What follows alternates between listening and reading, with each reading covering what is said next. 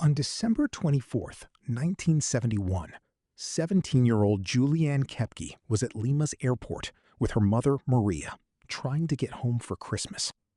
Their destination was Pucallpa, then the river route toward Panguana, the remote rainforest station founded by her zoologist parents.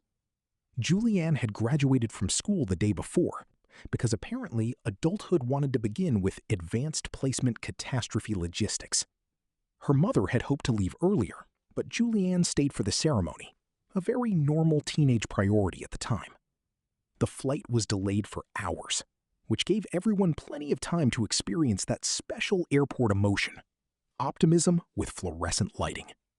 Eventually, Lanza Flight 508 boarded, a Lockheed Electra carrying holiday travelers into weather that was already becoming suspiciously dramatic.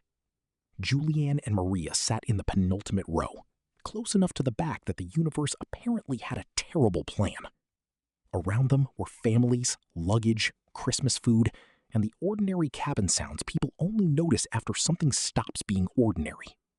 About 40 minutes after takeoff, the aircraft met a violent thunderstorm over the Peruvian Amazon. The clouds went black, turbulence hit, and lightning flashed outside the windows, like nature had found the camera effects budget. Then a bolt struck near the right wing, fire appeared, and the plane began breaking apart in midair. Juliane later remembered hearing her mother say, "Now it is all over," which is somehow both terrifying and heartbreakingly calm. Then the cabin was gone.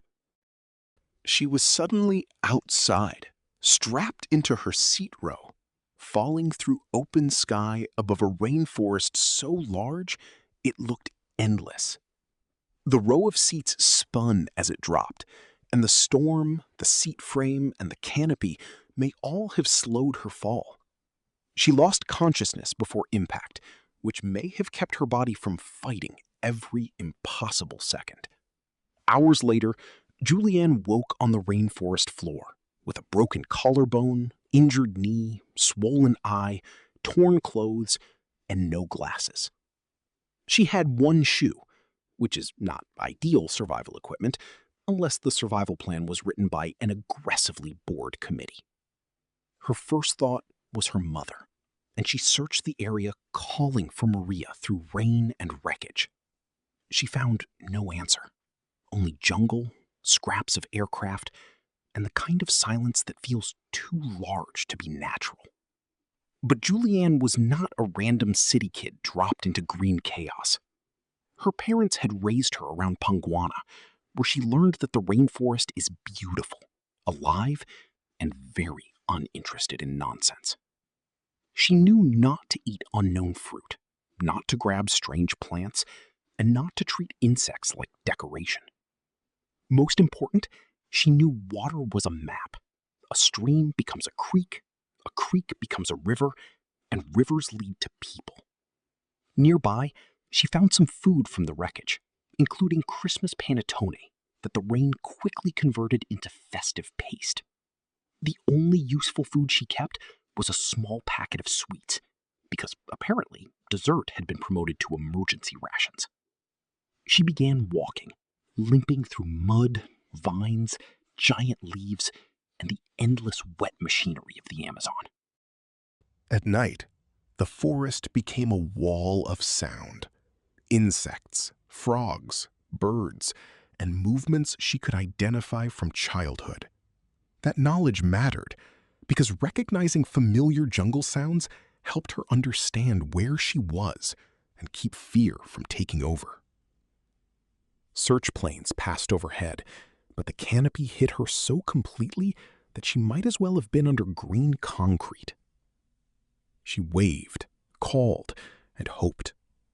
The Amazon responded by continuing to be excellent at hiding people.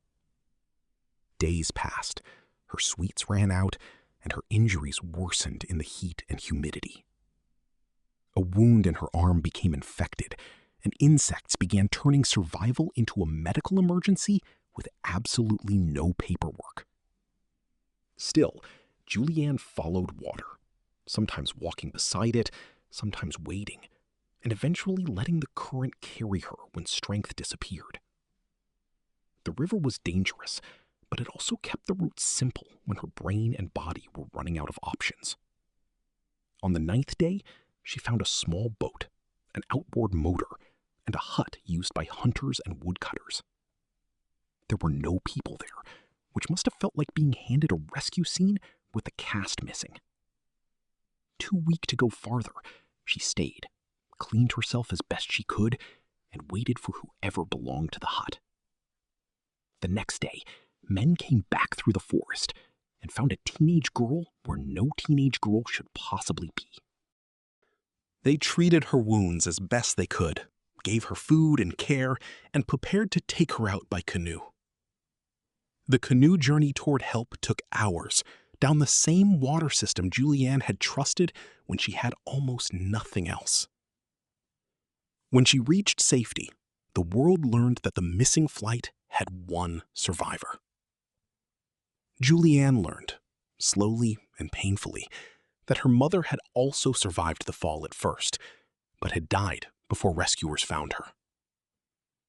Of the 92 people aboard Lanza Flight 508, Juliane was the only one who made it out of the rainforest alive.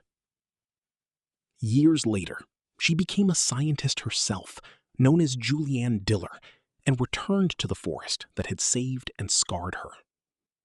She helped protect Panguana, the research station her parents built, turning survival into conservation instead of just a terrible miracle. Her story sounds impossible, but history kept the receipts. A broken plane, 11 days of jungle, and one teenager who kept following water.